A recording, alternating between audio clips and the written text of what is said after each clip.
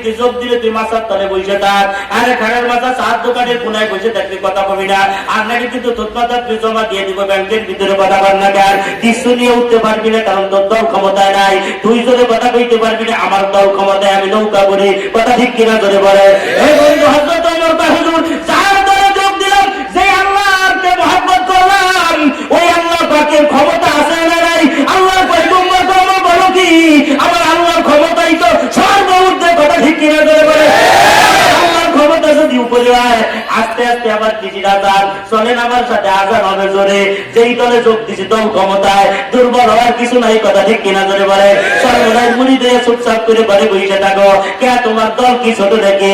তুমি কি দুর্বল দলে যোগ দিছো নাকি? তোমার মনোবল এত ছোট কেন? তুমি কি নাহাক পথে আছো নাকি? তুমি তো হকের পথে আছো, কথা ঠিক কিনা ধরে বলে। তোমার বাকশক্তি থাকবে আলাদা, তুমি জিকির করবো আলাদা, লা ইলাহা ইল্লাল্লাহ জিকির করবা। কেউ যদি তোমার পাগল করে বলুক, ভাইরাল টপিক হয়ে যাবো, কথা ঠিক কিনা ধরে বলে। আল্লাহর আদালতে ভাইরাল হয়ে যাও, ভাইরাল হইতে পারলেই তো বর্তমানে দাম কোনো। লা ইলাহা ইল্লাল্লাহ,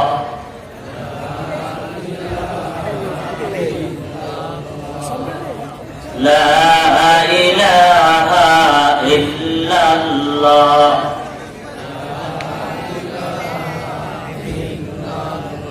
লা ইলাহা ইল্লাল্লাহু মুহাম্মাদুর রাসূলুল্লাহ সাল্লাল্লাহু আলাইহি ওয়াসাল্লাম।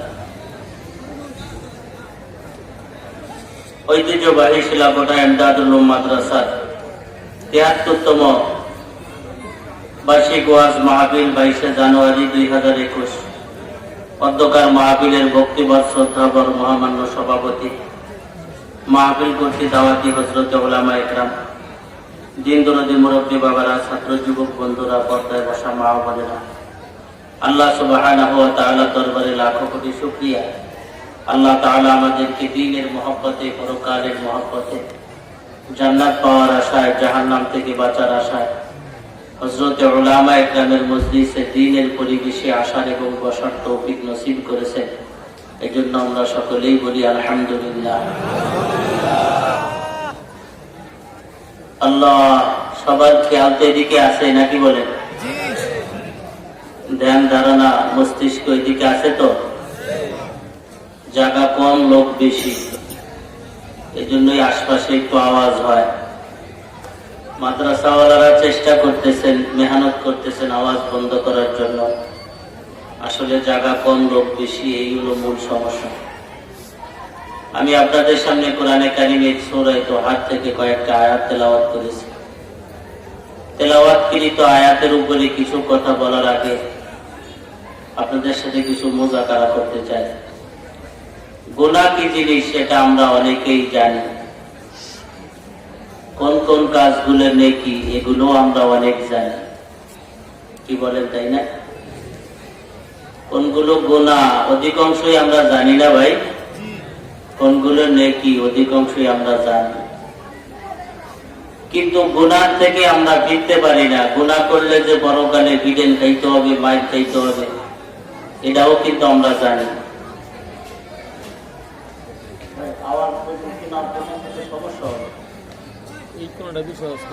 আল্লাহ গুনাহ করলে পরকালে যে আমাদের শাস্তি হবে, এই কথা আমরা জানি না? জানি না? গুনাহ থেকে তো আমরা ফিরবারও চাই। মাঝে মাঝে এরকম মনের পরিবর্তন হয়, হযরতদের বয়ান শুনে, দাওয়াতে তাবলীগ ওয়ালাদের বয়ান শুনে, মসজিদের খতিব সাহেবদের বয়ান শুনে মনে হয় ভালোই যাইতাম, আর কোনোদিন গুনাহ করব না। কিন্তু কিছুদিন পরে আবার সেই কাজে আমরা লিপ্ত হয়ে যাই, কি বলেন তাই না? এর কারণটা কি? কেন আমরা গুনাহ থেকে ফিরতে পারি না? আবার কেনই আমরা নেক কাজগুলো করতে পারি না?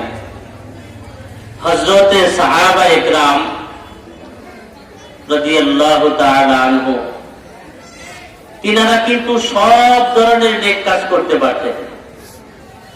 জিহাদ থেকে শুরু করে জিকির আজকার, নামাজ, কোরআন তেলাওয়াত, যত ইবাদতের কথা নবীজি বলতেন সব ধরনের ইবাদত কিন্তু তারা করতে পারতেন।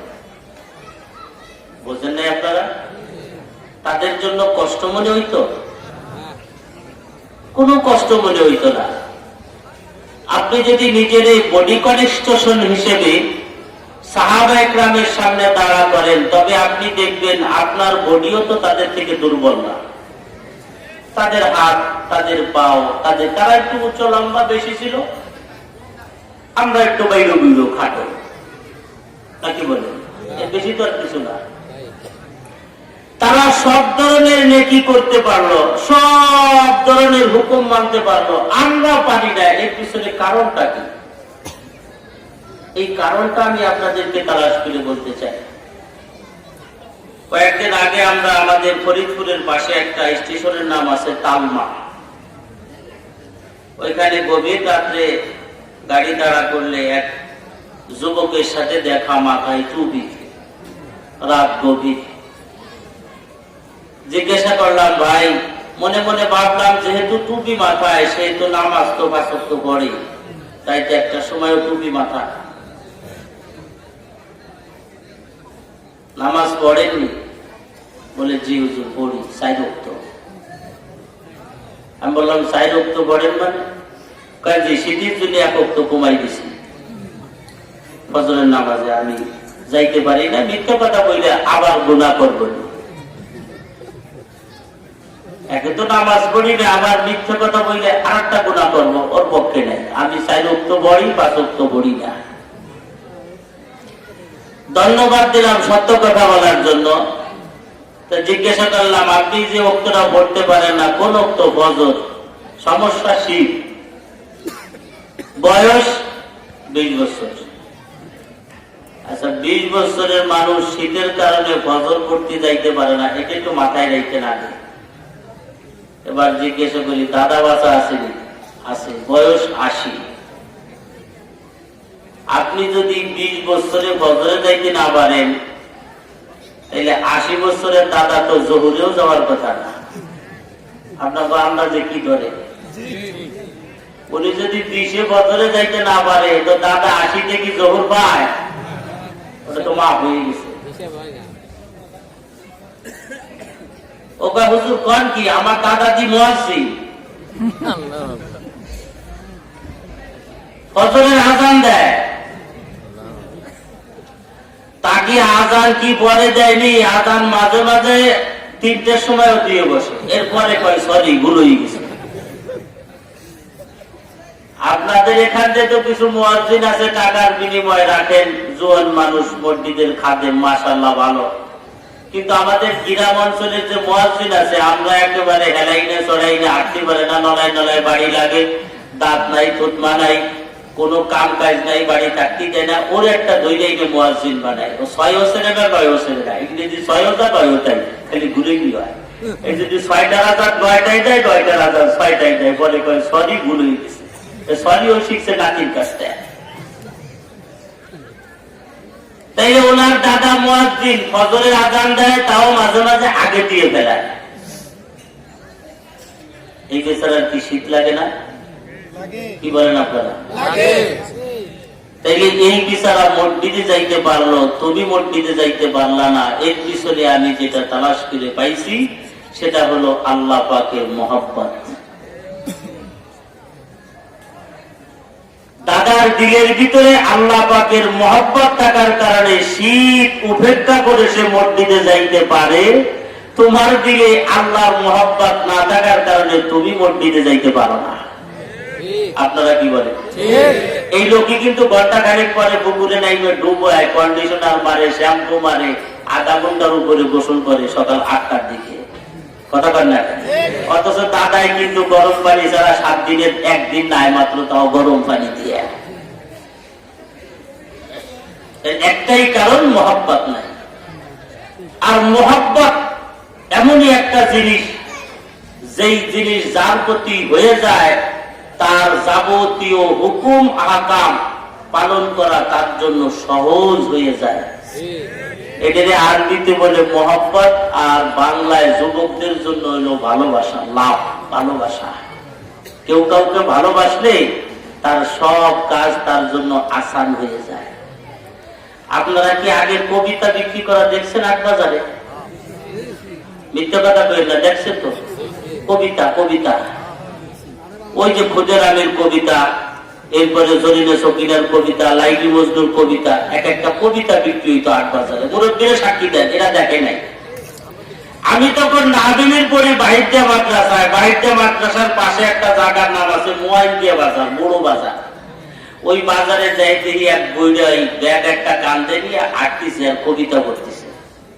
বুড়োর গলা যে এত সুন্দর, আর কবিতার পঙ্খিগুলো, তার আবৃত কবিতাগুলো এত ভালো, আমার শুইনে দিল একেবারে ঠান্ডা হয়ে যেতেছে। আমি ওনার পিছনে পিছনে হাঁটি আর ওগুলো মোতাল্লাহ হরি হেফজ হরি মুখস্থ করতেছি। সর্বশেষ 2 টাকা দেখান কবিতা কিনেও বেড়াইছি। কবিতা কিনে, কবিতা তো মাদ্রাসায় নেওয়ার কাটা নাই। মাদ্রাসায় নিলে তুমি আর বিদেশ দিতে আসছে, কমে মাদ্রাসা বোঝে তাই পাশা চাপড়া দিতে বিদেশ লাগাইতো। ওই মাদ্রাসায় যাওয়ার আগে বট গাছের নিচে গাছের শিকড়ের ভিতর দিয়ে হান্দাই খেয়ে গেছি, তুই এখানে থাক, আমি কালকে আসবানি। পরের দিন ক্লাস শেষ, আসরের নামাজের পরে সেই কবিতা মোতালার জন্য দিয়েছি। কবিতা ভর্তিও বাড়ি ভালো, এখনো ভর্তি বাড়ি কবিতা। সেই যে কবিতার একটা কলি আমি আপনাদেরকে শোনাই। মোহাব্বত, মোহাব্বত হলে মানুষ কত কষ্টকেও মেনে নিতে পারে। একে তো পুরপুরা হাওয়া, শীতে কাঁপে গা, হাঁটতে গেলে শস্যা ফুলে জড়িয়ে ধরে পায়া, যাইয়া দেখে বন্ধু তাহার সইয়াছে তার নিদ্রায়, ওই তার জ্বালা সহানারে যায়। ওই দোকানে কয় না। তখন এই কবিতাটা শুধুমাত্র শুনছি, কিন্তু তার ভাব সম্পর্ক বুঝি নাই। শুধু কণ্ঠ শ্রুতি মধুর বলে ভালো লাগতো, মিলানের জন্য ভালো লাগতো। এখন তার ভাব সম্পর্কটা বুঝি। একজনের সাথে মহব্বত হওয়ার কারণে, তার প্রেমের টানে, তার মহব্বতের কারণে শীতের ভিতরে, কুয়াশার ভিতরে জমিরাই দিয়া হাইটে হাইটে ভিজে ভিজে তার সাথে দেখা করার জন্য যায়। বন্ধুরে আমার, আল্লাহ পাকের মহব্বত যেই দিলের ভিতরে পয়দা হয় না, ওই দিলটা আল্লাহর হুকুম মাইনে নিতে পারে না, আল্লাহর কাজগুলো পরিপূর্ণ আদায় করতে পারে না। যেই দিলে আল্লাহ পাকের মহব্বত তৈরি হয়ে যায়, ওই দিলটা আল্লাহ পাকের যাবতীয় বিধান মেনে নিতে পারে, তার জন্য কোনো প্রকারের কোনো কষ্ট হয় না। বিশ্বাস যদি না হয়, আপনি দেখবেন যে এই লোকটারে বারবার নামাজের দাওয়াত দেওয়ার পরেও 5 ওয়াক্ত কন্টিনিউ মসজিদে যাইতো না। ওই লোকটারে আপনি একবার 3 দিনের জন্য আল্লাহর মহব্বত তৈরির কারখানা সরমুনাই দিয়ে দেন। ফাল্গুনে আর অগ্রহায়ণে 3 দিনের জন্য সরমুনার ময়দানে অপারেশনে লাগায় দেন। উজানের ময়দানে দান, মধুপুরে দান, তাবলীগের মেহনতে 3 দিনের জন্য লাগায় দেন। 3 দিন ঘুরে এসে তারপরে এলাকার ভিতরে আর তারে নামাজের দাওয়াত দেওয়া লাগবে না। আল্লাহর রহমতে 5 ওয়াক্তের নামাজ আদর্শ বানাইয়া ফেলাইবি। কথা ঠিক কি না করে বলেন? হে যুবক, হে ইয়ং, হে দোস্ত, হে স্টুডেন্ট, তুমি আর আমি 5 ওয়াক্ত নামাজ পড়তে পারি না। 5 ওয়াক্ত নামাজ পড়া তোমার আর আমার জন্য কষ্ট হয়, 5টা ওয়াক্ত আদায় করতে পারি না। অথচ তোমার আর আমার মতো একজন যুবক আজকে এক সিল্লা দিয়ে ঘুরে আসার পরে, চরমোনার থেকে ঘুরে আসার পরে 5 ওয়াক্তের নামাজের টান দিয়ে সে 8 ওয়াক্ত বানাইয়া বেড়াইছি। মাগরিবের নামাজের পরে 2 রাকাত করে 6 রাকাত ওয়াজিবের নামাজ না পড়ে ওঠে না। ব্যবসা বাণিজ্য, খ্যাতকামারি, রাজনীতি, কোন ওয়াজ মাহফিলে যদি বলে নবলের নিয়ত করবেন না, অমনেই দেখবেন সরমুনাই আলাদা গায়ের ভিতরে জ্বালা ধরিয়া যায়। বলতে দেরি আছে, তাদের গায়ের ভিতরে আঘাত লাগে। আরে কেন এই নফল নামাজটা আমি ছেড়ে দেবো? এটা যে বহু ফজিলত, এটা যে আমার পীরের নির্দেশ, তার সবকের ভিতরে আছে, আমাকে আদায় করতেই হবে। ফজরের নামাজের পরে সূর্য উঠার আগ পর্যন্ত অপেক্ষা করি। করিয়া আবার ইশরাকের নামাজ পড়বে, আবার ফজরের নামাজ চলে গেল, মাগরিবের নামাজ চলে গেল, সব মানুষ ঘুমাই থাকবে রাত্রের বেলায় যখন ওয়াল্লাযীনা ইয়াবিতুনা লিরাব্বিহিম সুজদান ওয়া কিয়ামা, সব মানুষ ঘুমের ঘরে নীরব হয়ে যাবে যখন আল্লাহর আশিক আর পাগলরা নামাজের সিজদায় দিবে তখন প্রেম হয় রাত্রের বেলা, ভালোবাসার মহব্বতের কথা হয় রাত্রের বেলা। আল্লাহ পাকের মহব্বতের পাগলরা ওই টাইমগুলো মেনটেন করিয়া আল্লাহর পয়গম্বরের কঠিন সুন্নাত তাহাজ্জুদের নামাজের জন্য শেষ রাত্রে যাইয়া দাঁড়াইয়া যায়। সুতরাং তুমি আর আমি পাঁচ ওয়াক্ত পারি না, অথচ তোমার আর আমার মুরব্বী যারা বয়স্ক মানুষ তারা 8 ওয়াক্ত পড়ে, কোনো অসুবিধা হয় না। কথা ঠিক কিনা? অনেকেই তো 8 ওয়াক্তের বেশিও পড়ে, ওযু করলে তাহিয়াতুল ওযু নামাজ পড়ে। কথা বলেন না কেন?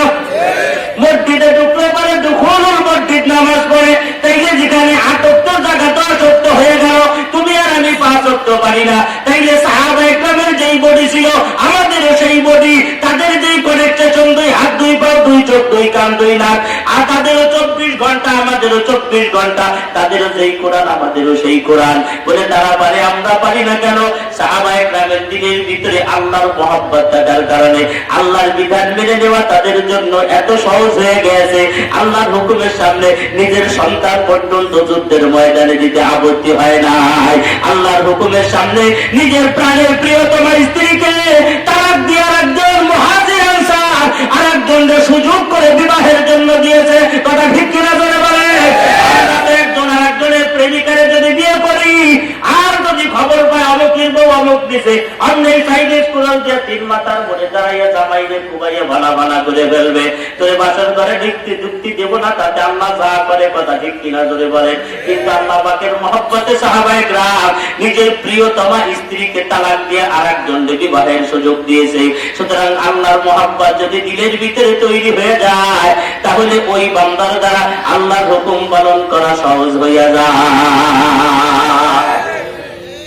আর কোনো কিছুর দরকার নাই, আর কোনো কিছুর দরকার নাই, শুধু আল্লাহর মহব্বত দিলের ভিতরে তৈরি করো। বডি হিসেবে ঠিক আছে, বডিতে কোনো সমস্যা নাই।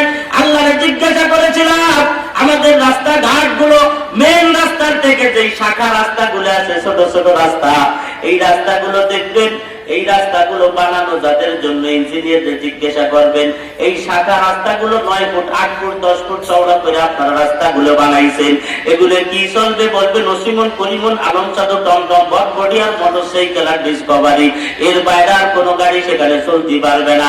কিন্তু ওই রাস্তার উপরে যখনই কোনো 10 চাকার গাড়ি বাড়ি বুঝাই দিয়ে কোনো লোক ঢুকিয়ে দেয়, ইটের গাড়ি ঢুকিয়ে দেয়, পাথরের গাড়ি ঢুকিয়ে দেয়, ঢুকাইতে দেরি আছে, রাস্তার এ মাথা তেও মাথা পর্যন্ত নষ্ট হইতে দেরি হয় না।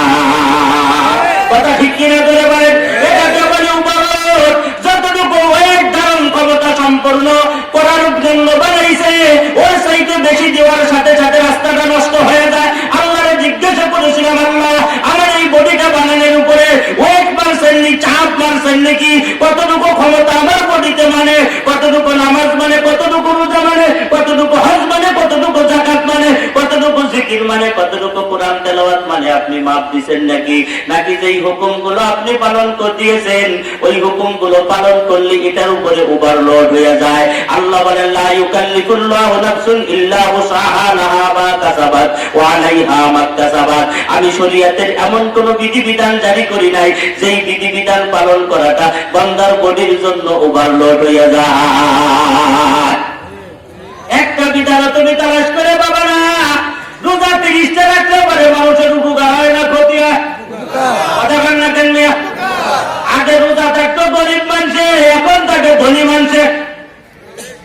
জাহাঙ্গীর কবির নানকের পেটে পড়ছে যারা 12 মাস কাল রোজা থাকে, তারা শরীর মোটা হয়ে গেছে, শরীরের ভিতরে চর্বি জমছে, হাঁটতে পারে না, নড়তে পারে না, ডায়াবেটিস আর কোলেস্ট্রলে তৈরি বইছে।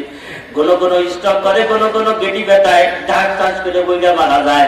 জাহাঙ্গীর কবির নানকের প্রেমে বইটা জাহাঙ্গীর কবির কয়টা আগে রোজা রাখ, তাছাড়া কোনো গল্প নাই। তাও রোজা রাইতে জম্বের খাওয়া খাটি পারবি না, রোজায় খাবি মাত্র একটা ডাবের পানি, এছাড়া আর কিছু খাবি না। সেদিকে চাইতে মুড়ি খাইয়া রোজা থাকবি, কলেরার খাওয়া খাইতে পারবি না।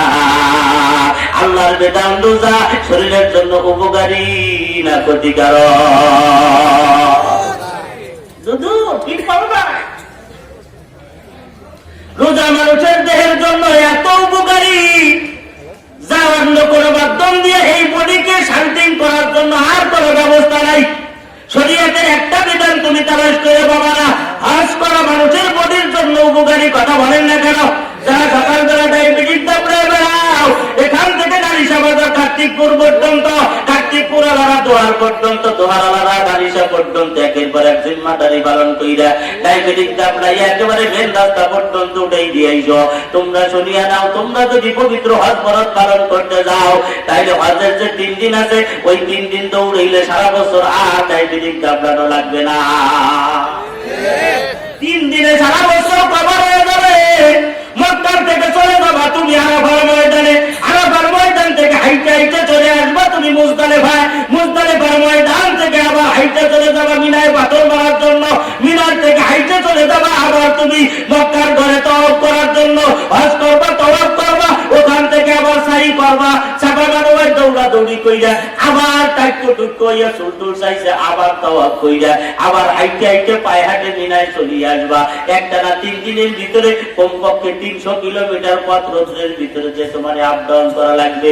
2 বছরে একবার যদি ওই জায়গা হজের 3 দিন পালন করে আসো, জীবনে আর ডায়াবেটিস ওই বছরে দাবড়ান লাগবে না।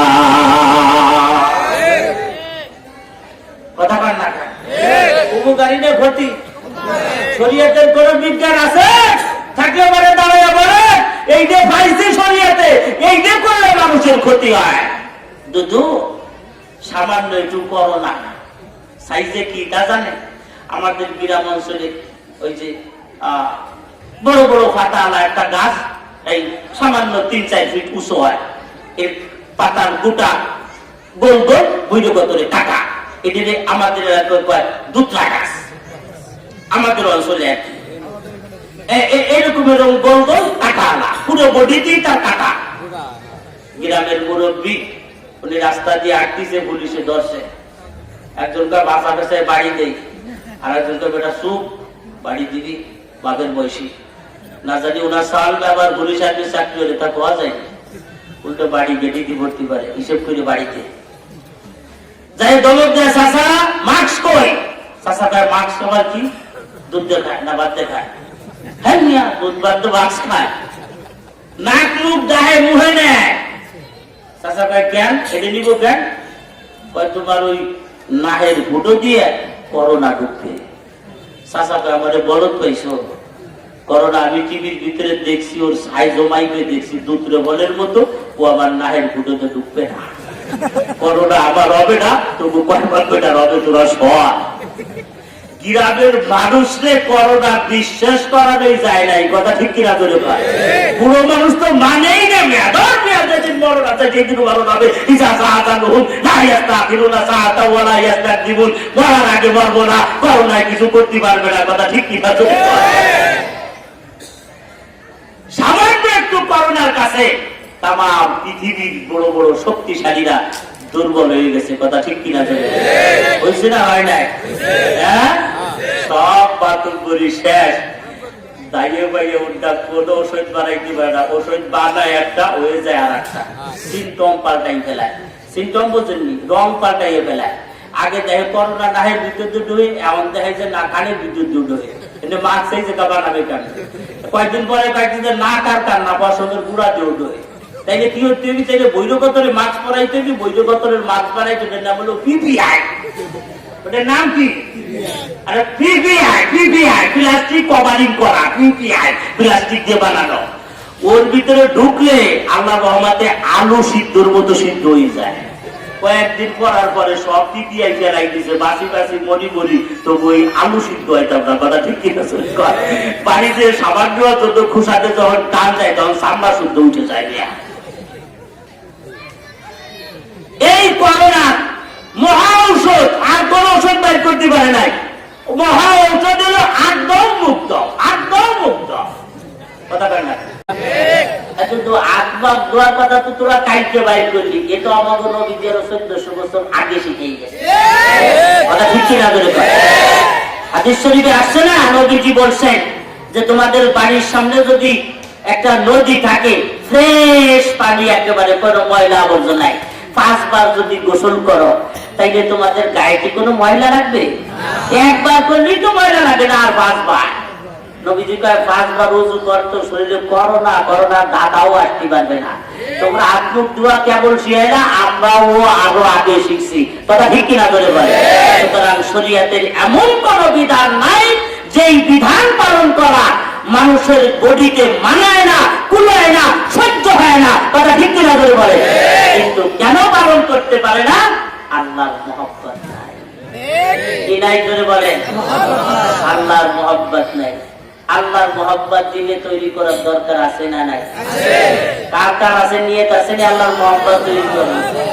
আল্লাহু আকবার। 8 নাম্বার, মহব্বত কেমনে লাগাইতেন? আল্লাহর মহব্বত কেমনে লাগাইতেন? শুধু আমাকে গ্রাম মানুষের মহিলারা কয় কিসে আমাদের পিসা বুঝুন, মারহাবা, পিসা বুঝু চলে এসে আরো জোরে দিয়ে, এত আস্তে দেখতে আপনাকে খেজুরি খায় না আমরা, তাই তো জোরে খুদি দেন। প্রধান অতিথি শুভেচ্ছা স্বাগত। প্রধান অতিথি স্টেজে আসবে কখন?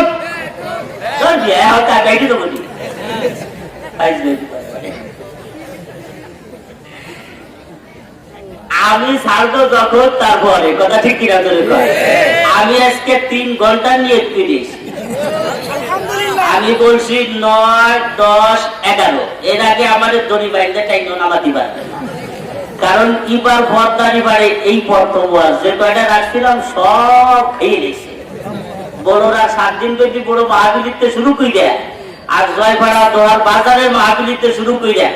নারিশা, মুন্সিগঞ্জ, বিক্রমপুর, এক বালাসুর একটা মাহফিল নাই, সব খাই দিচ্ছি করোনা। এখন আইসে দায়িত্ব দোষে মাহফিল যাবে না, মাহফিল কমতে দিব। আমরা তো রোজা রাখ পর্যন্ত ঠান্ডায় ফিরে দিছি, বাদ খারাপ দিলে ওই দিক দিয়ে ফিরে দিচ্ছে, যাবো না ওই দিক। আজকে আইসে আর আসতেও পারি, নাও পারি। সুতরাং সময় তো বেশি হইলে অসুবিধা নাই তো, ইনশাআল্লাহ রাজি আছেন তো? আল্লাহর সাথে মহব্বত লাগাইতেনি।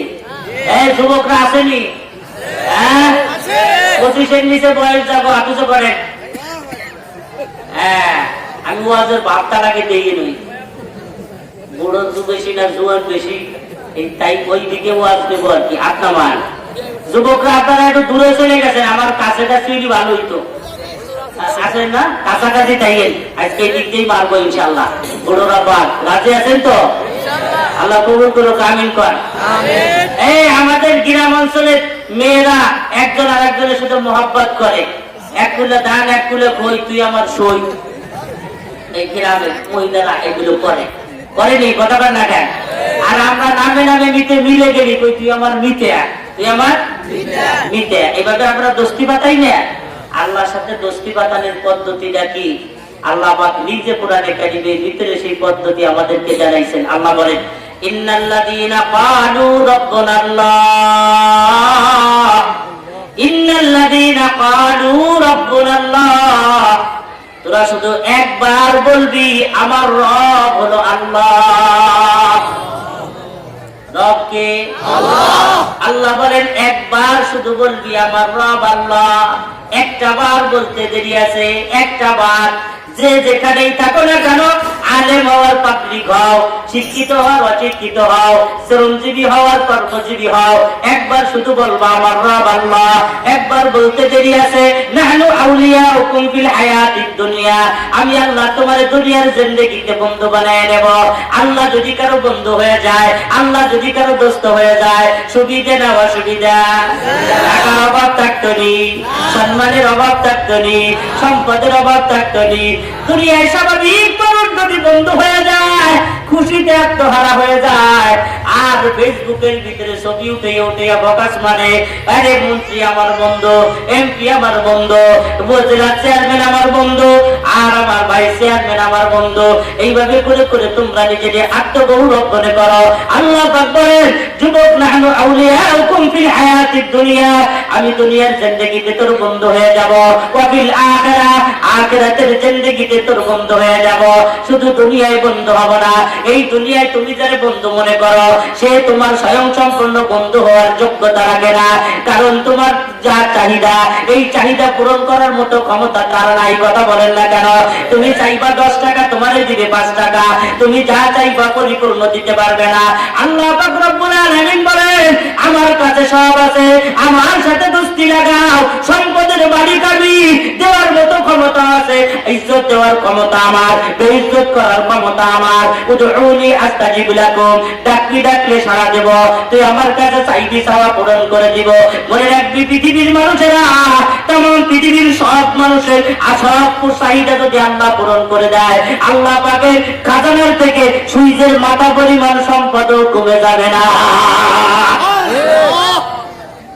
আমার আল্লাহ ধনী না গরিব, কম না বেশি, মোসাবেন সংসারের চাইতে কম না বেশি, একে আজাদের চাইতে কম না বেশি, সালমানের রহমানের চাইতে কম না বেশি, কথা কান না গান, মাহবুবুর রহমানের চাইতে কম না বেশি। আল্লাহ তাই আল্লাহু গানিয়্যুন ওয়া আনতুমুল ফুকারা, আমি হইলাম ধনী আর তুই যে কটার নাম কইলি এ কটা সব ফকিরের বাচ্চা। আল্লাহ ধনী, আরে শুধু ধনী না, ধনী হইলে তার পাশে দৌড়েই বেড়াও, যুবকরা তো বেশি তার পাশে দৌড়াও কেন? হুজুর আমাকে মাল বানি দেয়, সব ধনীরা কিন্তু দেয় না। কিছু ধনী আছে পিছের বাইন্দে রেখে বলে, মাটিতে সাইডে দিয়ে বলে। আমাদের দেশে কিছু ধনী আছে পিছের বাইন্দে রেখে বলে, সুইটে না যায়, কিপ্টের বকিলের বকিল, মাদ্রাসা মসজিদে 10 টাকা দেবে না, এতিম মিসকিন গরিবদেরকে 10 টাকা দেবে না। কথা বলেন না কেন? নিজের ফ্যামিলিগত আত্মীয় স্বজনের ভিতরে দরিদ্র থাকলেও তাদের সাহায্য সহযোগিতা করবে না। চেষ্টা কারণের মতো গিফটা হাতের বাসাদের জীবনে কোনোদিন পানিও পড়ে না। আল্লাহ কাই দুনিয়ার মানুষ আমি হইলাম ধনী, আবার ধনী শুধু ধনী না দাতা, তো তিলমুলকা মাংতাসা চাইলে আমি দিয়ে দিতে পারি, দেওয়ার পরে আমারে বাধা দেওয়ার মতো কেউ নাই। আল্লাহরে বাধা দেওয়ার মতো কেউ আছে নাকি? সেটা কোথার একজনে যদি 1 কোটি টাকার মালিক আল্লাহ বানায় দেয়, আল্লাহরে পিছন থেকে বাধা দেওয়ার মতো কেউ আছে নাকি? আল্লাহ কার বাধা দেওয়ার কাম আগেই সাইডে দিছি। ও আল্লাহ কেমনে চাচ্ছেন? ভাই আমি ইয়ালিদ ওয়া লাম ইউলাদ, জন্ম দিলে বাধা দেয়, জন্ম নিলে বাধা হয়, জন্ম দিলে বাধা দেয়। সন্তানের কাছে বাপ মা দুর্বল, কথা বলেন না কেন? যতই মাতব্বরি করো সন্তানের কাছে দুর্বল। সব জায়গায় মাতব্বরি করা যায়, সন্তানের কাছে মাতব্বরি করা যায় না। সন্তান যদি গলাতে আব্বা কইয়া বসে, অমনি সব ঠান্ডা হয়ে যায়। কথা বলেন না কেন? আল্লাহ কাই দুর্বলতা থেকে আমি পবিত্র, আর কারো কাছ থেকে জন্ম নেই নাই। জন্ম যদি নিতাম, আব্বা মা যদি থাকতো, তাইলে তার কাছে আমি দুর্বল থাকতাম।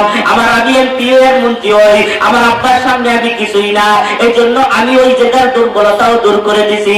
আমি কাউকে জন্ম নেই নাই, আমি কাউকে জন্ম দেই নাই, আমি কারো থেকে জন্ম নেই নাই, সুতরাং আমার বাধা দেওয়ার মতো কেউ নাই। তো তিলমুলকা মাংতাসা, আমি তারে চাই তাম পৃথিবী দিয়ে দিলেও আমার বাধা দেওয়ার মতো কেউ নাই। সুতরাং বন্ধুত্ব যদি করতে হয় আল্লাহর সাথে করো, আর কারো সাথে না। বন্ধুত্ব যদি করতে হয় আল্লাহর সাথে করো, আর কারো সাথে দরকার নাই। আল্লাহ পাক রব্বুল আলামিনের বন্ধু হয়ে যাও, আল্লাহ পাকের বন্ধু বানায় নাও। কত ইজ্জু মান তাশা, সম্মানের চেয়ারে তোমারে বসাই দিবে। কত জিল্লু মান তাশা, বেইজ্জতির চেয়ার থেকে তোমারে বিরানের ক্ষমতা তার আছে। কথা বলেন না কেন? মাঠবাড়ি যদি করো, খেলা যদি জমাইতে চাও, মাঠের এই খেলতে চাও, তাইলে কিন্তু ধরা খেয়ে যাবা, তাইলে কিন্তু বেহাকাতার গোষ্ঠীরে তোমারে খেলা ফাইনাল করে দিবে। কথা বলেন না কেন? ঝাড়ু মিছিল হবে, জুতা মিছিল হবে, মাঠে নামাইয়া তোমার ল্যাংটা করিয়া জানিয়া দিবে, কুকুরের মতো ছবি তোমার বানায় বেড়াই দিবে। কত জিল্লু মান তাশা, বেইজ্জতি করতেও কিন্তু সময় লাগে না। বেইজ্জতি করতে সময় লাগে নাকি? ইজ্জত দিতে সময় লাগে নাকি? না না, লাগে না। আল্লাহ তাই সুতরাং দোস্তি যদি করতে হয় আমার সাথে দোস্তি করো, ডাইনি ভাই যে কোনো লাভ নাই। কেমনে দোস্তি করবো? ইন্নাল্লাযীনা ক্বালু রাব্বুনাল্লাহ, আমার রব বলে স্বীকার করো, আর জবান দিয়ে এই কথাটা বলে ফেলো, লা ইলাহা ইল্লাল্লাহ, লা ইলাহা ইল্লাল্লাহ। যে যার মহব্বতে পড়ে সে তার গান বানাইয়ে গুনগুন করে গাইতে থাকে, যে যারে ভালোবাসে সে তার গান গাইয়ে গুনগুন করে গায়।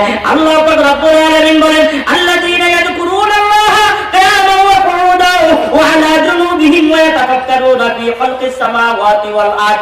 আল্লাহ পাক কয় শোনো, আমারে মহব্বত করবে যারা, তাদের জবানের উপরেও আমার গান জারি থাকবে।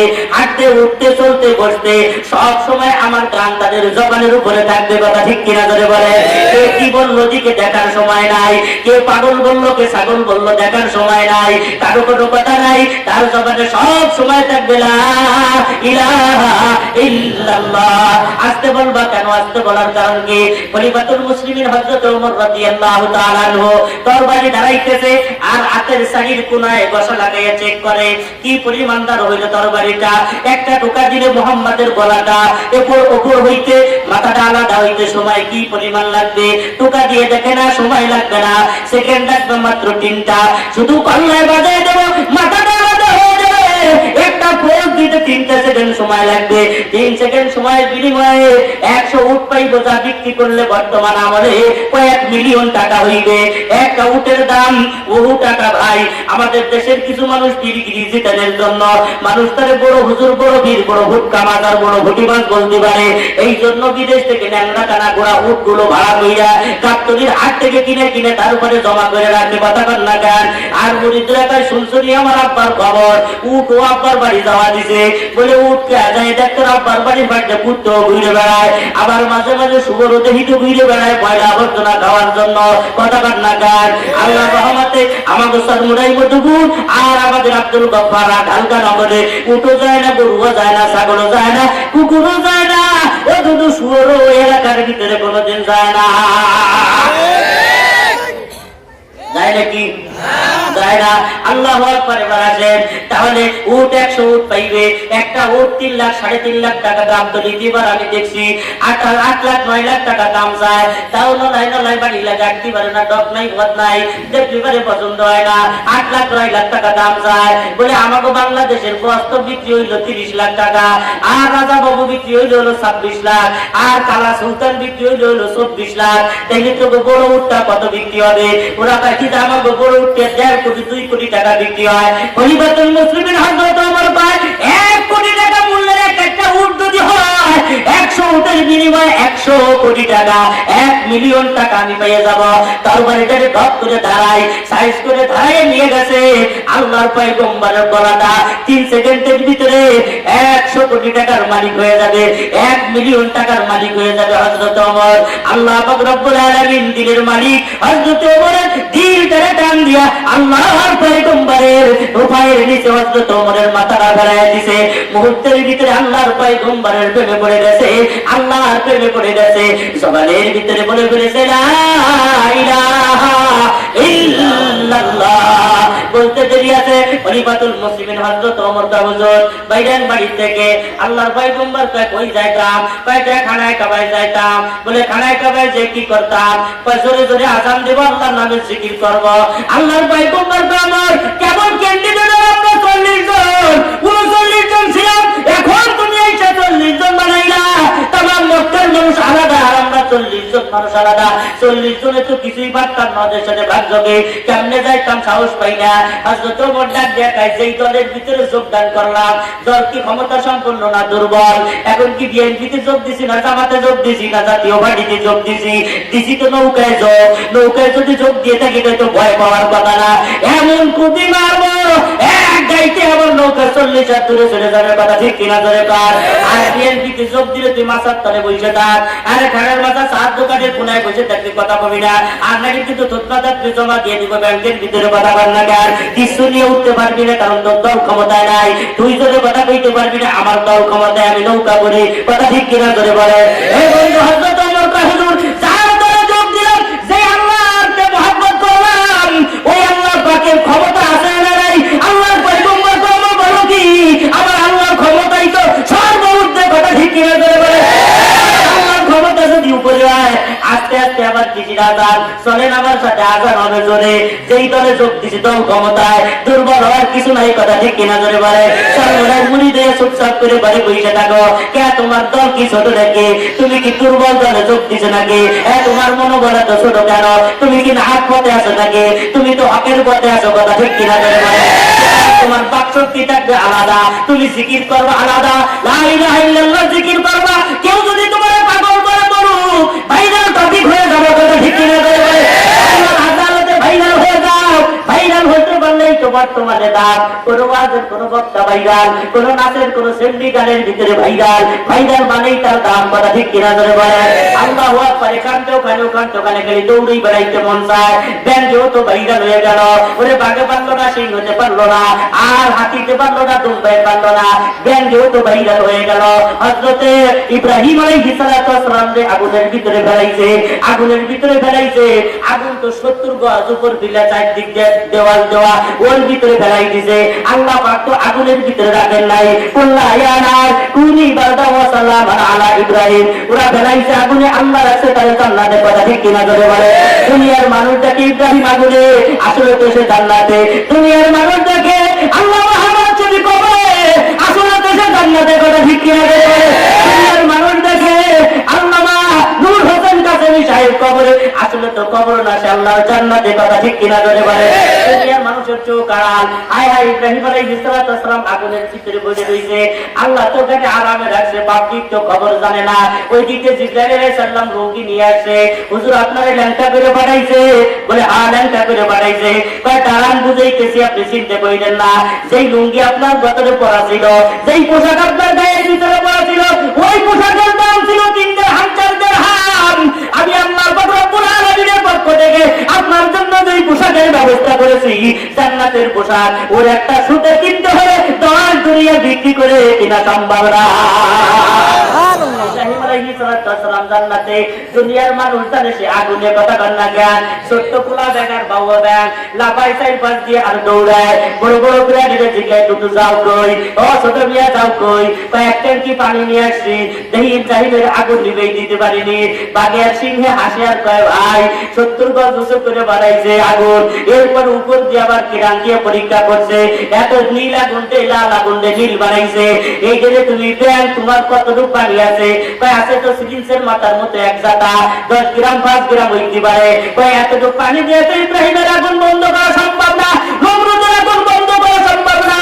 বেন্দে কয় নমরুদের আগুন বন্ধ করা তো আমার দায়িত্ব না, বন্ধ হবে না হবে তা তো আমি জানি না, কিন্তু আমার দিলের ভিতরে ইব্রাহিমের প্রতি মহব্বত আর ভালোবাসা সহ্য হয় না। আল্লাহর পয়গম্বর আগুনে বেড়াইছে, কলিজায় মানে না আগায় যায়। আল্লাহ পাকায় ভাইরাল টপিক, ব্যান তোর বক্তব্য আমি ভালো লাগছে, শেয়ার দিলাম, লাইক করে দিলাম, তামাম পৃথিবীর মানুষকে জানাই দিলাম। 30 লক্ষ টাকা রাজা বাবু পেশাব করলে পারে না, বাপ ব্যান তোর পেশাব বানায় দিলাম, বুঝলেন নাই মনে হয়? 30 লাখ টাকা গরুর পেশাব পাক না না পাক, হ্যাঁ? আর তুই পেশাব করবি পাক না না পাক? মসজিদে মুফতি সাহেব যাবে, ঘুষ করে মাইলে দিবি জামা পাঞ্জাবি শুদ্ধ, মুফতি সাহেবের জামা পাঞ্জাবি কিছুই পাল্টান লাগবে না, ওই অবস্থার উপরে নামাজ হয়ে যাবে, কোনো আপত্তি নাই। তোর পেশাব আমি পাক বানাই দিলাম, ভাইরাল টপিক করে বানাই দিলাম। সুতরাং তোমরা আল্লাহর দলে যোগ দিয়ে যারা ইন্নাল্লাযীনা ক্বালু রাব্বুনাল্লাহ, আজকে থেকে যারা ইসলামের দলে আল্লাহর দলে যোগ দিলা, তাদের তো আর চুপ করে থাকার কথা না।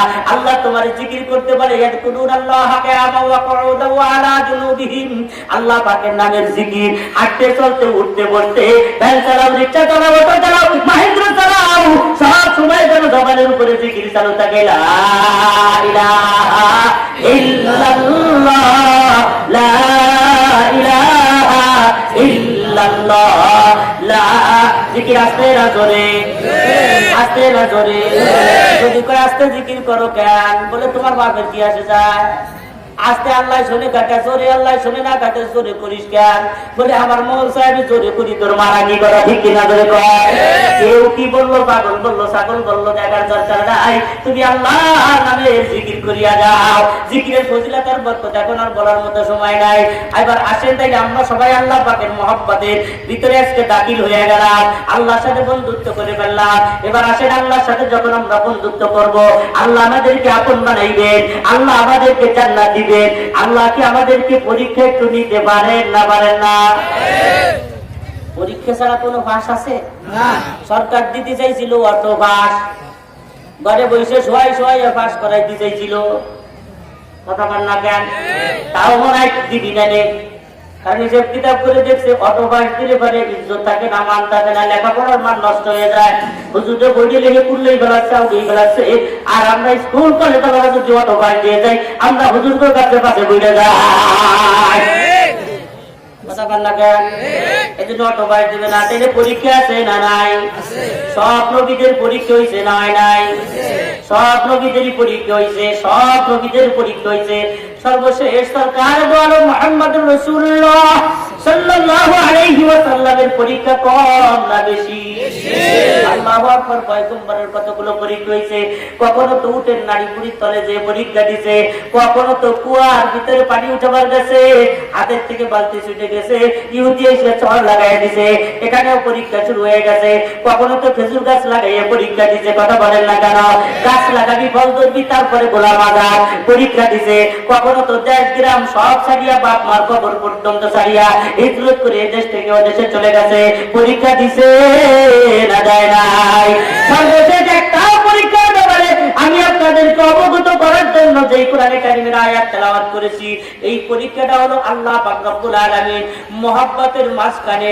এই থেকে সংক্ষিপ্ত কথা হলো আল্লাহ নবীর এত ভালোবাসেন, তাম পৃথিবীর সব আসমান জমিন চন্দ্র সূর্য ফেরেশতা যা আল্লাহ বানাইছে, আমাদের যা জানা আছে আর জানা নাই, সব কিছু আল্লাহ যতটুকু মহব্বত করেন তার চাইতে 1000 গুণ বেশি মহব্বত করেন আমার নবীরে।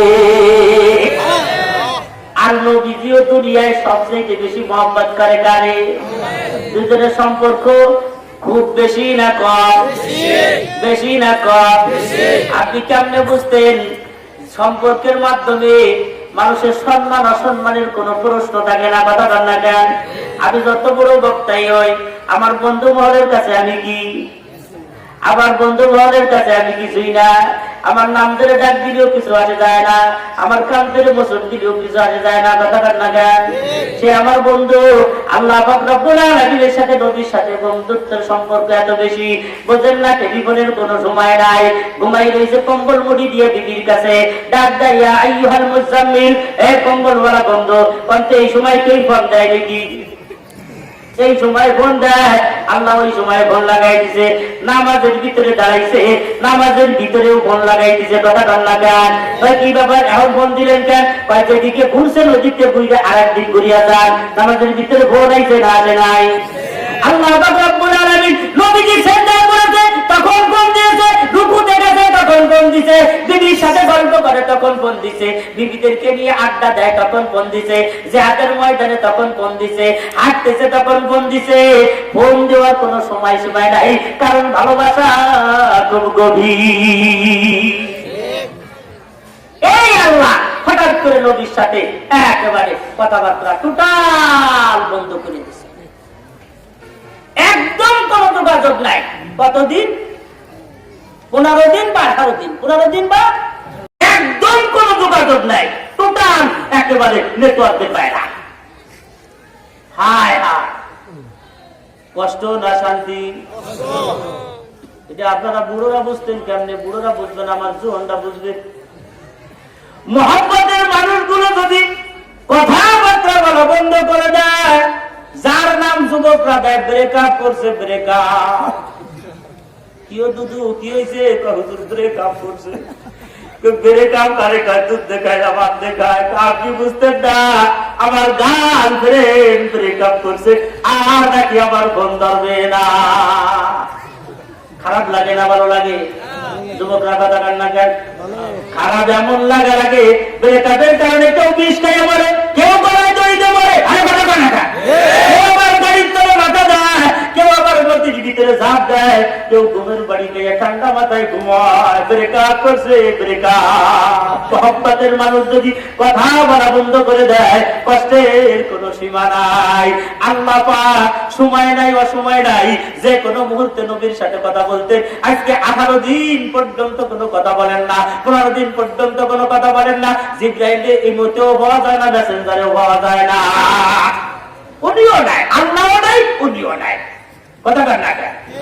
নবীজি ফোন দিলে তা বলে না, আল্লাহর সাথে যোগাযোগ নাই, আমি জিবরাইলও নাই। নবীর কষ্ট না শান্তি?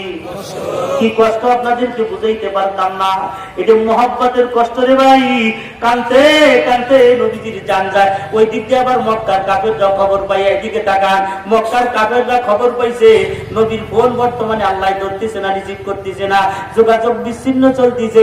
মক্কার কাফেররা দল দল দল দল কইরা এবার নবীর কাছে এসে নবীরে ঠাট্টা করে, ও আব্দুল্লাহর পুত্র মুহাম্মদ, তোমার আল্লাহ তোমাদের সকালে ফোন দেয়, সন্ধ্যায় ফোন দেয়, দিন বইরে কথা কওয়ার খালি মাতব্বরি করো, এখন তোমার আল্লাহর একটু কথা বলতি বলো। দেখছেন কষ্ট লাগে না লাগে না? লাগে না লাগে না? নদীর দিল শেষ হয়ে যাচ্ছে, যাত্রা হয়ে যাচ্ছে, কলিজা ফেটে যাচ্ছে। আয় হায়, আল্লাহ তো যোগাযোগ করতেছে না। মক্কার মানুষ ঠাট্টা করে, এতদিন বাইরে মানুষ ঠাট্টা করছে, অসুবিধা নাই। আজকে নবুর আপন চাচা নাম হলো আবুল আহাব। আবুল আহাব এই নিজে এসে নবীরে ঠাট্টা করে। বাইস্ত খবরটা কি? আল্লাহ বলে তোমার সাথে যোগাযোগ বিচ্ছিন্ন করে দিছে। বাইস্ত তুমি মনে দুঃখ নিও না, আমরা আগেই বুঝছিলাম তোমার মতে তুমি আল্লাহ নবী বানাইবে কেন? নবী বানাবেন কি আর মানুষ তারা ফিরে পায় নাই? কত মানুষ দেশে রয়েছে তার একটারে নবী বানাইতো, কোটি কোটি টাকার মালিক ধনী মানুষ, তোমার মতো আগুড়া নৌকা ঘোড়া বাপ নাই, মা নাই, চাচা নাই, টাকা নাই। এই যে তোমার মানুষ আল্লাহ এতিম বানাইবে কি জন্য, নবী বানাইবে কি জন্য? আসলে আল্লাহ যে ভুল করছে তার ভুল সে বুঝে ফিরে গেছে। জোরে কান্না নাউযুবিল্লাহ। এতদিন বাইরা মানুষ কথা বলছে, অসুবিধা হয় নাই। আজকে আপন নবীর চাচা যখন কথাগুলো বলে, নবীর কলিজা সিরিয়া যায়, চোখ করে দরদর করে পানি ধরে। আইরে ওই সময় কাটা গায়ে লবণ ছিটানোর জন্য মহিলা উম্মে জামিল নবীর চাচি চইলাইছে। এই উম্মে জামিল যদিও নবীর চাচি হয়, আবুল আহাবের স্ত্রী, উনি ছিলেন হলো হাফ লেডিস, পুরোপুরি মহিলা না, অর্ধেক পুরুষ অর্ধেক মহিলা। কথাটা বোঝেন না? অর্ধেক পুরুষ অর্ধেক, মাথায় গামছা বাইন্ধে হাঁটতো, এরকম আসলে ফ্যাস দিয়ে হাঁটতো, ফ্যাস দিয়ে। ভাবি ছিল আলাদা, নবীরে মারার জন্য পাথর দিয়ে হাইটে বেড়াইতো এই মহিলা। শালি তো কত খারাপ। হ্যাঁ, ওরে কি আল্লাহ জাহান্নামের কথা সাথে বলছে? ওয়ামরাতুহু হাম্মালাতাল হাতাব, এই আছে না, পড়েন না আপনারা? তাব্বাত ইয়াদা আবি লাহাব, আবু লাহাব যাবে, সাইসলা নারান যাতাল হাবি, ওয়ামরাতু হাম্মালাতাল হাতাব, আবু লাহাব জাহান্নামে যাবে তাড়াতাড়ি। ও শালার বউ যাবে, দুটি জাহান্নামে যাবে। বউ অপরাধ কি? এই বউতে নবীরে খালি কষ্ট দিয়ে যায়। নবীরে কি করতো? নবীরে কি করতো? এই মহিলা এসে ব্যবসা নেওয়ার স্যাকরানো, আমাদের গরিবপুরে বাজার কয় স্যাকরানো আর ব্যবসানো শুরু করছে। আল্লাহ তো গেছে তোমার বুঝে, কই তোমার আল্লাহ? খেয়াল করবেন, একটা বড় বাক্য আছে, মশার কামড় সয় না পায়, আর মহিলা গো খোসা পাতা সয় না গায়। মশায় সারা শরীর ভরে যদি কামড়ায়, বাড়ি একটা অসুবিধা হয় না, পায়েতে কামড় দিলে মনে হয় কামড়া দিয়ে খাউজেই বসে। কথা কর না কেন? নামাজের ভিতরে চুল কামড় মনে হয়, মনে হয় যে কিসের কিনে বসে বসে খাউছে। আমি এই জিনিসটা বোঝা, পায়ে কামড় দিলি তো এই জন্য পায়ে বুঝে বুঝে বুঝে কামড়া বান্ধা, গরম লাগিয়েও বুঝে পড়ি তুই কামড়া দিতে হয়, তোর ওটা বুঝা, ওর ভিতরে তো দাঁত যাইতো না। মশার কামড় সয় না পায়, আর মহিলা গো দেখবেন যারা বিভিন্ন জায়গায় কাজ করে তারা কিন্তু মানুষের অনেক বেহা কথা, খোঁচা কথা শুনে। দোকানদাররা খদ্দের কত কথা শুনে, শোনে না? ভাই এই 1 নম্বর একটা মাছ দেন, ওটা বাইক করে দিছে, কাস্টমার দেয় নেই, ব্যবসা এই 1 নম্বর, এই 1 নম্বর পায়। আসলে জিনিসটা 1 নম্বর। দোকানদারে খারাপ লাগে না? লাগে না, কিন্তু সহ্য করে, কিছু কয় না। কাস্টমার খদ্দের লোক কি যাওয়ায় কখন সারাদিন বেকারা পুরুষের সাথে মেয়েদের সাথে কত পদের মেহা কথা, তেরা কথা কয়, অসুবিধা হয় না। কিন্তু এই লোকটা ঘরে এসে বোর একটা বেটা কথা শুনতে পারে না, সহ্য করতে পারে না, আমলেই 1-1.5 তালাক গরু করে ছড়াইয়ে দেয়। কথা বলেন না? এই জন্য মহিলাদের খোসা কথা। আর আমি একটা জিনিস তালাশ করে দেখছি, আল্লাহ ওই খোসা কথা দিয়েই মনে হয় বানাইছে। ওটা মাল মেটারের ভিতরে একটা দিয়ে আসলে খোসা পাতার বেহা কথা। আপনি যে জিজ্ঞেবেন বাজারেতে কি আনা লাগছে, যদি সঠিক ভাবে বলে মরিচ, তরকারি, মাছ, কত সুন্দর ভাষা। কে তুমি জানো না কি আনা লাগছে? কথা বল না, সব সোজা মানে কথা আমরা বলতে পারে না। কথা বল না, আমি গেলাম যাবনি, ওই বলবে যাও, নাইলে যাইও না, যাইতো না, না যাইতো। আপনি খাবার আসেন, স্ত্রী বলবে আপনি খাবার আসেন, খাবার আসে না কে? আমাকে ফরিদপুরের ভাষায় বলতেছি, আপনি খাবার আসেন, কত সুন্দর ভাষা। না কে অন্য বসে রয়েছে কে সোজা কথা বলতে পারে না আসেনি এই যে মহিলাদের ইন্টারন্যাশনাল খাসলা আর একটা অভ্যাস আছে মহিলারা ওয়াল ডিলেট করে দেয় যুবক বোঝেননি ওয়াল ডিলেট কারে কয় এক জাতায় সব খতম ওটার নাম ওয়াল ডিলেট এক জাতায় মহিলারা সব ডিলেট করে দেয় জীবনে তোমার বাড়ি একটু ভালো খাতি পারলাম না ওয়াল ডিলেট জীবনেও পারলাম না ওয়াল ডিলেট একবারে সারা জীবন 3-4 দিন আগে আসে চাইবো তো জন্মের গেলা গেল 7 কেজি গরু করতে রাখতে ওদের কি বিশ্বাস কি ছিল একদিনের কম পড়ায় সারা জীবন জীবনে ভালো একখান কাপড় সহি দেখলাম না জীবন জীবন ধরে টান দেয় কথা কান না দেয় 3 নম্বরটা কি বলে তা জানে 3 নম্বরটা বলে আমি তো ইয়ে থাকলাম এটা হলো তাদের সুন্নতি বক্তব্য আমি যে ইয়ে গেলাম তাই তুই যা তোর নানিরে ভাগাই দি এই খায় না না নাই খায় তোর বিয়ের পরে তোর নানি তোমাকে বাড়িই ছাড়ে নাই কথা ঠিক কিনা চলে মহিলা গোয়া আজকে চলতো না তার ছিল মাদ্রাসা আর একদিন আল্লাহ একদম ও তাকে রিটা হাতিবেন না আমার জ্বালা আছে মিয়া ওদিকে যাই না আবু আরেকদিন আবুল আহমের স্ত্রী উম্মে জামিল তার কথা শুনে নবীজি এখন বেশি কান্দা শুরু করছে এত কিন্তু কন্ট্রোল ছিল এখন কন্ট্রোল ওই দিকতে সময়ও কিন্তু 15-18 দিন হয়ে গেছে সহ্য হইতেছে না নবীজি ডাইনি ভাই বাইরে দিতে পারে না মানুষের দ্বারা যে দেয় যাই থাকতে হবে কি আল্লাহ বলে তোমার বুঝে গেছে আপনি বুঝবেন সবাই মিয়া এলাকার যদি কেউ নেতা থাকে সেই নেতা এমপির সাথে সম্পর্ক সে যদি এমপি তারে বয়কট করে দেয় ওই লোক মুখ দেখাইতে পারে না সমাজে কথা ঠিক কিনা সে বাইরে দিতে পারে না সমাজে হায় হায় বাইরে সেন্দ্রা ওই দেখে যে দিছে না এমপি সব দিছে না এই তো বলে না এরকম ঘটনা ঘটে না ওই লোকটা তো দুঃখে বাইরে দিতে পারে না বাড়িতে কারণ সে ওই এমপি সাহেবের মাতুম করিতে তো মাতুম গিরি করে ওই জায়গার পাওয়ারেই তো দরবার চারি কইতে বেড়াইতো ওখানে এই করতো ওখানে ওই করতো এমন ওই জায়গা যোগাযোগ নাই একেবারে মুসিবিলের মতো সাইড দোকানের দক্ষিণ কোনায় যাইয়া মহিলার ভিতরে বসে একটা চা খাইয়া কোনাকুনি বাড়ি চলে কথা ঠিক কিনা তৈরি করে আল্লাহ নবীর অবস্থা এই ভাই দিতে পারে না কোনো জায়গা যেখানে যায় তাকে গাড়ি গাড়ি কি আল্লাহ বলে তোমাকে ভুলে গেছে আল্লাহ কষ্ট হয়নি আপনাদের 3 ঘন্টা আল্লাহ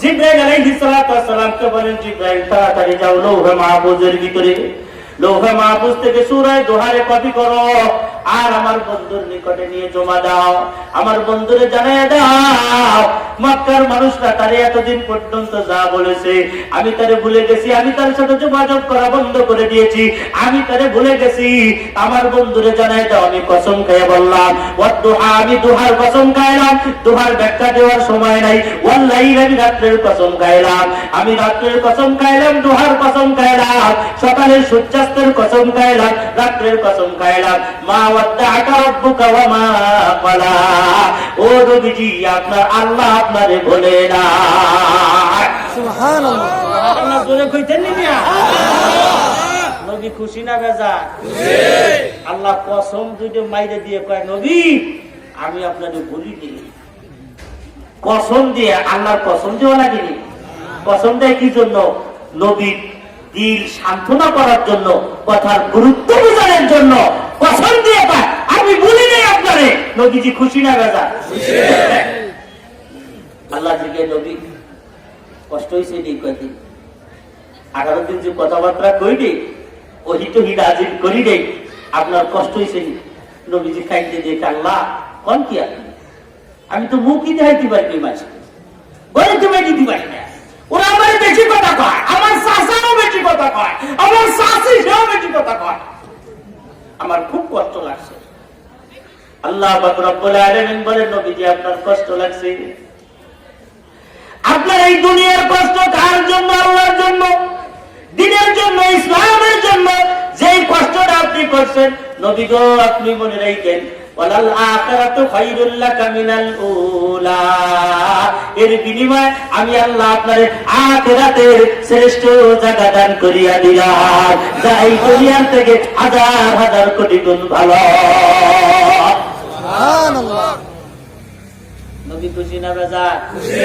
আওয়াজে বলেন তাইলে এর পরের আয়াতগুলো বললো কেন? আলাম ইয়াজিদিকা ইয়াতীমান ফাআওয়া, এর পরের আয়াতগুলো কি জন্য? ওয়াজাদাকা দাল্লান ফাহাদা ওয়াজাদাকা আইলান ফাআগনা, এই পরের আয়াতগুলো কি জন্য বললো আল্লাহ?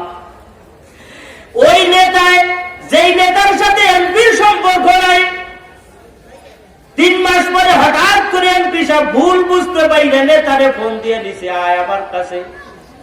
যাওয়ার পরে মাথায় হাত দেখো, আমি তোরে বলি নাই, যোগাযোগ করি নেই, তাতে কি হয়েছে? বলি নাই, তুই চিন্তা করিস না। নেতাই তো খুব খুশি, আগামীকাল গরু জব করতাম 3টা, আমার নেতা আমারে বলে নাই। অন্যই নেতারে মাথায় হাত দিয়ে জিজ্ঞাসা করে, 3টা মার্চে যোগাযোগ ছিল না, সুবিধা না অসুবিধা, ভালো আছো না খারাপ আছো? নেতায় কয়, আপনি কোন কি আমার অবস্থা আসেনি, সমাজে তো মুখি দেখাইতে পারি না, আর এই 3 মাসে কমপক্ষে 3 কোটি কামাই করতাম, তার কিছু নাই, উল্টো ভাইকে শুয়ে ঘরে বইরে খাইয়ে শুয়ে দিছি, যাউলিয়া আমার অবস্থা বড় খারাপ। অমনি নেতা কয়, ঠিক আছে, 3 মাসে যেই লস প্রজেক্টে পড়েছো, ওই লস প্রজেক্টের চাইতে বড় একটা কাম আমি তোমার জন্য বরাদ্দ করে দিলাম। দোহার থেকে নবাবগঞ্জ পর্যন্ত রাস্তায় 400 কোটি টাকা বাজেট, কামটা তোমারে দিয়ে দিবানি। ওখান থেকে 200 কোটি মাইনে ঠান্ডা হয়ে বসে তাই কিনে রাজি থাকলে এক যাব। আপনি রাজি তো চাপছে, কিন্তু মনের ভিতরে একটু খটকা হওয়ার সময় তো ওই রুমি কয়, দেয় না না দেয়, তার খবর আছে কি? নেতারা তো এইরকমই কয়, এরকম কয় না, দিবানি 400 কোটি দিয়ে দিবানি, তাই দেয় না না দেয়, ভাইয়াই নয়। কিন্তু যেই বেচারা এমপি, তার বুদ্ধি জ্ঞান আছে না নাই? ও তো চাইছিল নগদ কিছু নেওয়ার জন্য, ও তো বাহিরে চাই নাই। ঠিক পাইছে, ঠিক পেয়ে নেতার দিকে চোখ রাখ গাইয়া কয়, কি ঘটনা? 400 কোটির বাজেট দিতে চাইলাম, বিশ্বাস হয় না। এই তুই যে ল্যাংটা পাইছিলি, সেটা স্যান্ডেল পাইতে দোহার বাজার দেখতে আমি তোরে নেতা বানাইছি, আমি তোর বেলা দোকানের ব্যবস্থা করে দিছি, মেম্বার হওয়ার যোগ্যতা ছিল না, আমি কাউন্সিলর বানাই দিছি। কথা ঠিক কিনা? এই যে নেতার প্রতি এমপির অবদান গুলোর কথা মনে করাই দিলে নেতার এমপির প্রতি মোহাব্বত আরো বাইরে যাবে। কথা বলেন না কেন? আল্লাহ পাক কয়, বন্ধু আপনারে আমি পরকালের জান্নাত দিয়ে দেব। অবদানটার কথা স্মরণ করাইয়া নবীর দিলে আল্লাহর মোহাব্বত আরো বাড়ায়। আল্লাহ কয়, আলাম ইয়াজিদিকা ইয়াতীমান ফাআওয়া, আরে আপনি টেনশন করেন কেন? আপনারে কি এতিম অবস্থায় আমি পাই নাই? জন্মের আগে আপনার বাপ মারা গেল, আর 6 বছর বয়স হইল, মার গলা ধরে বায়না করলেন, আমি কিন্তু আব্বার কবরটা দেখতে যাবই যাব। আম্মা কয়, বাজান যাওয়ার মতো কায়দা নাই, কেমনে যাইবো? আমাদের সাথে কোনো পুরুষ মানুষ নাই, যাবো কেমনে? খরচ নাই, পথ খরচ। উম্মে আইমান দাসিরের সাথে নিয়ে বাবার কবর জিয়ারত করতে গিয়া নবীজি যখন ফেরত আসলেন পাহাড়ের মাঝখানে, আল্লাহ আজরাইলকে ডাক দিয়ে বলে, আজরাইল নবীর মাকে ওখান থেকে বিদায় করে দাও, আর ফেরত দিও না।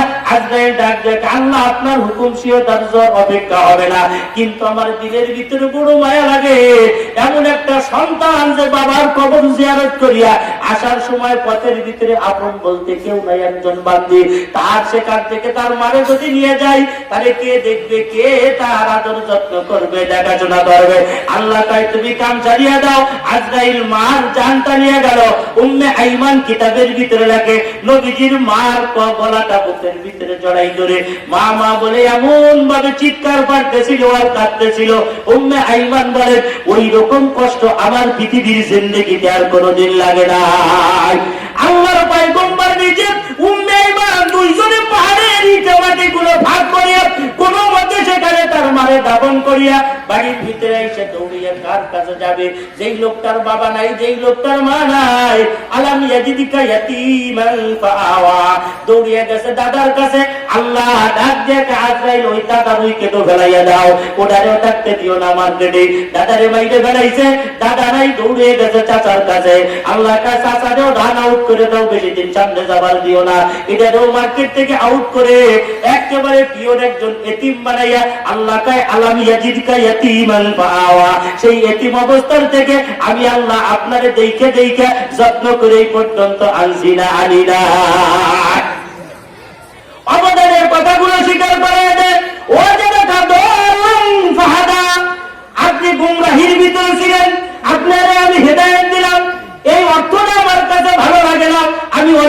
তাফসীরের কিতাব তালাশ করে বের করে আমার মন মতো আমি একটা অর্থ পেয়েছি তাফসীরে মাসাইলে হকের ভিতরে। ওগো নবীজি, আমি আল্লাহ আপনাকে যেই পরিবেশের ভিতরে পাঠাইছিলাম ওটা ছিল একটা গুমরাহী পরিবেশ। তখন মক্কার মানুষ এত গুমরা ছিল, কাবাগারের ভিতরে মূর্তিগুলো নিয়ে জমা করে দিয়েছিল। আবু জেহেল কাবাগারের চারপাশে মহিলাদেরকে ল্যাংটা করে যাত্রা দিত আর নাচ দিত। এমন একটা দল, এমন একটা গুমরাহী পরিবেশের ভিতরে আপনারে আমি নবুয়ত দান করেছি। আর আপনার নবুয়তের আলো দিয়া আমি আল্লাহ সেই অন্ধকার গুলো দূর করিয়া টোটাল জগৎরে হিদায়াত দান করে দিয়েছি।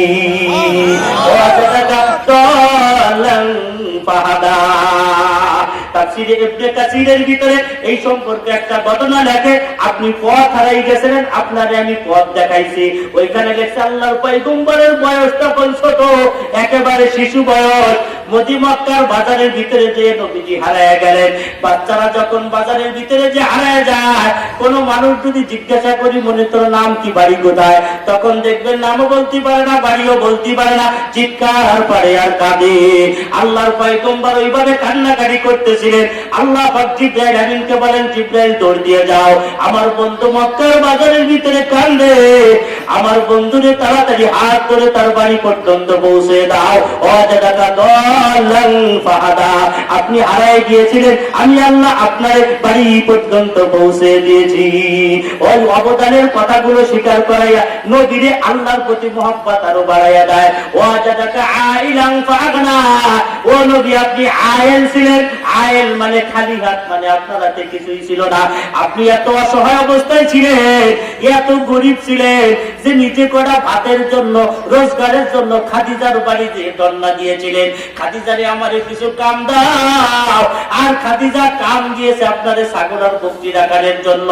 কয়েকদিন পরে আপনি বললেন, খাদিজা আমি কিছু সম্পদ চাই, যা হিলফুল ফুজুলের পিছনে ব্যয় করব, ইসলামিক কাজে ব্যয় করব, আমারে কিছু ব্যবসা বাণিজ্য দেন। খাদিজা ব্যবসা বাণিজ্য দিয়ে দিলেন, সেখান থেকে নবীজি ইনকাম করা শুরু করলেন। ওয়াজাদাকা আয়েল, ও নবী আপনারে ফকির হালাতে, খালি হাতে গরিব অবস্থায় আমি আল্লাহ পেয়েছিলাম।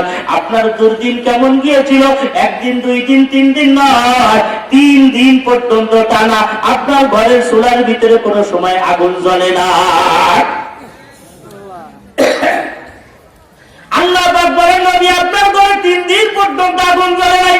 অসংখ্য হাদিস আছে, যে হাদিসের ভিতরে নবীজি কারো বাড়ি দাওয়াতে গিয়েছেন, নিজে খানা শুরু করার আগে রুটির উপরে কিছু গোশত দিয়া মুড়াইয়া বলছে, আমার ঘরওয়ালাদেরকে দিয়ে এসো, আমার ঘরওয়ালারা ক্ষুধার্ত, তারা খায় না, তুমি সেখানে গিয়ে দিয়ে এসো।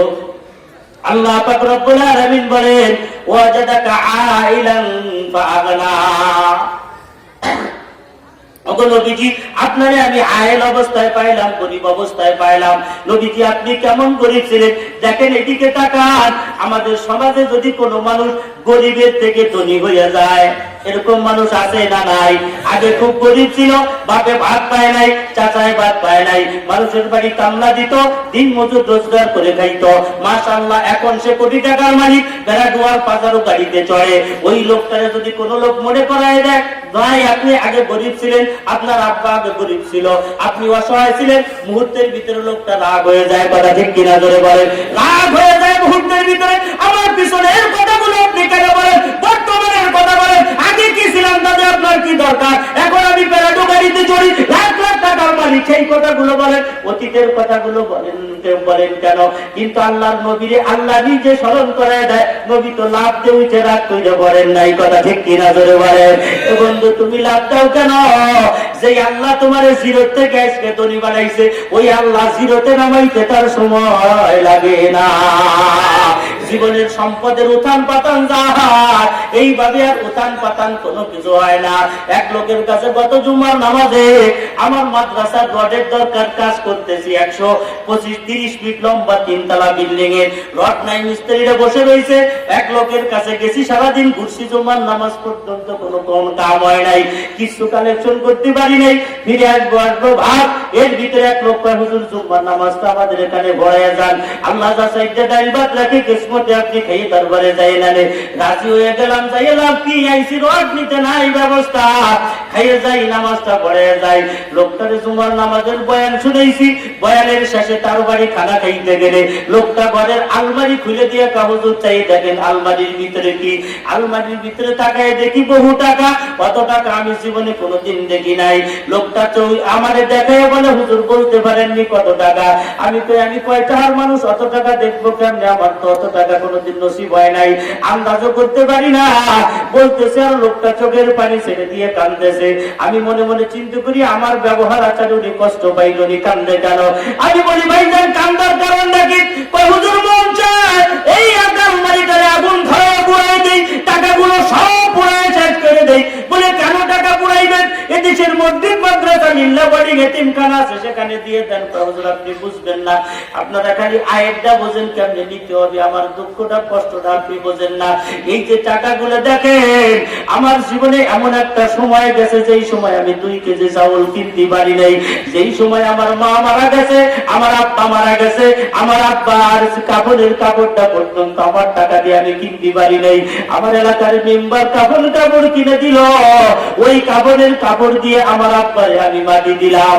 কয়েকদিন পরে কিসের টাকা গুছাইয়া আমার আব্বার কাপড়ের টাকাটা মেম্বারে ফেরত দিতে গেলাম। মেম্বার সাহেব বড় উপকার করেছেন, আমার আব্বার কাপড়ের টাকাটা আপনি দিয়ে আমার উপকার করেছেন, আমি আপনার কাছে শুকরিয়া জানাই। আপনার টাকাটা ফেরত নেন। মেম্বার আমার বুকের ভিতরে জড়াই ধরে কয়, পাগল, ফেরত দেওয়া লাগবে না, তোর আব্বারে আমি ভালোবাসতাম, মহব্বত করতাম, কাপড়ের জন্য কাপড় দিয়েছি, টাকা তোর ফেরত দেওয়া লাগবে না। পাগলা তুই বাড়ি থাকিস না, চলে যা এই কয় টাকা নিয়ে ভাড়া দিয়ে ঢাকার শহরে যা।